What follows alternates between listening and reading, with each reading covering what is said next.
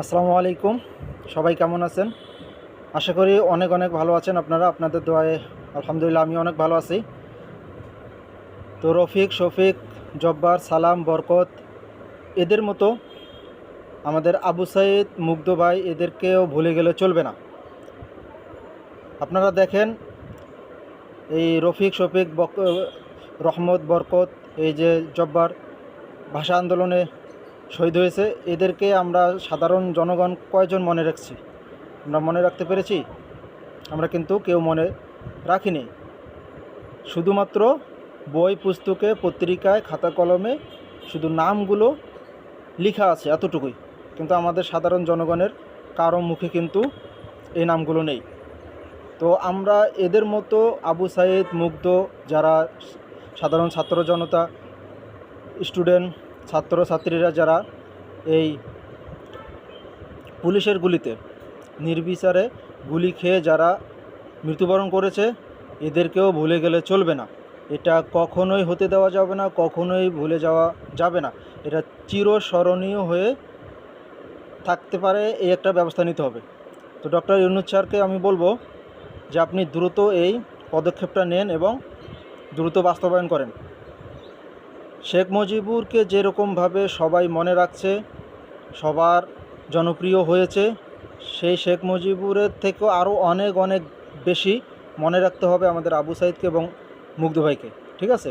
যারা এদের সাথে আরও অনেক ছাত্র যারা জীবন দিয়েছে, তার থেকেও অনেক অনেক বেশি মনে রাখতে হবে। আর সেটা মনে রাখার জন্য যাতে আমরা কেউ তাদেরকে ভুলে না যাই, চিরস্মরণীয় হয়ে থাকে তারা আমাদের মাঝে, এই জন্য খুব দ্রুত প্রজেক্টের ব্যবস্থা করতে হবে। আগে যেমন ইম্পর্টেন্ট কিছু জায়গায়, গুরুত্বপূর্ণ কিছু পয়েন্টে প্রজেক্টরের স্থাপন করা হয়েছে, সেই প্রজেক্টরের মাধ্যমে শেখ মুজিবুরের ভাষণগুলো চালানো হয়েছিল।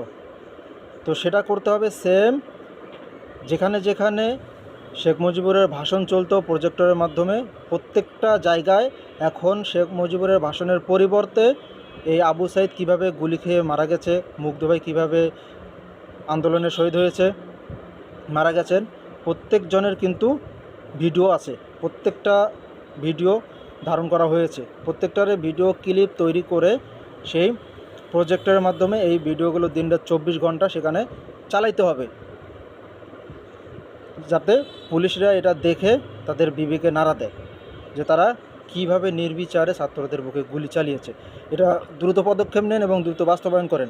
এটা করতে হবে যাতে আমরা আমাদের এই বাংলার জনগণ বা সাধারণ জনগণ কেউ এই গণঅভ্যুত্থানে যারা মারা গেছে আমরা তাদেরকে যাতে কেউ না ভুলি, তারা যেন আমাদের মাঝে চিরস্মরণীয় হয়ে থাকে। এটা করার জন্য এটা করাটা খুব জরুরি, খুব দ্রুত করতে হবে। স্যার আপনি এটা দ্রুত বাস্তবায়ন করেন, প্রত্যেকটা জায়গায় প্রজেক্টর সেট করেন এবং এই ভিডিও ক্লিপ তৈরি করে সেই প্রজেক্টরের মাধ্যমে সেখানে চালান। ঠিক আছে?